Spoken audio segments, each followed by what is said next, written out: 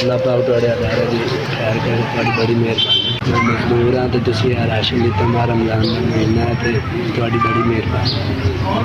अल्लाह पाक तुहाडी खैर करे, राशन दिता, निक्के निक्के मेरे बच्चे दुआवां देवे।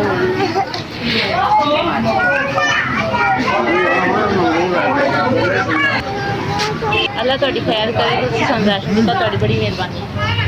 छोटे छोटे बच्चे ने, इन्हां नूं खवावांगे तां दुआवां देवांगे। बहुत शुक्रिया।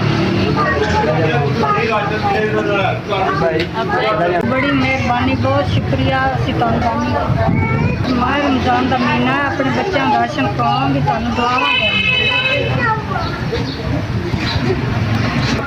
ਤੁਸੀਂ ਸਾਨੂੰ ਰਾਸ਼ਨ ਦਿੱਤਾ, ਤੁਹਾਡੀ ਬੜੀ ਮਿਹਰਬਾਨੀ ਹੈ। ਅਸੀਂ ਜਿਹੜਾ ਵਾ ਨਾ ਤੁਹਾਨੂੰ ਦੁਆਵਾਂ ਦੇਵਾਂਗੇ। ਮੈਂ ਰਮਜ਼ਾਨ ਦਾ ਮਹੀਨਾ ਹੈ, ਅਸੀਂ ਆਪਣੇ ਬੱਚਿਆਂ ਨੂੰ ਖਿਲਾਵਾਂਗੇ, ਤੁਹਾਨੂੰ ਦੁਆਵਾਂ ਦੇਵਾਂਗੇ। बस एक अल्लाह पाक तुहाडी खैर करे, अल्लाह पाक तुहानूं ज़्यादा देवे। रमज़ान का महीना दुआवां देवे, रोज़े रखांगे। दुआवां दिता, तुहाडी बड़ी मेहरबानी। चलो अल्लाह पाक तुहाडी खैर करे, अल्लाह पाक और देवे तुहानूं।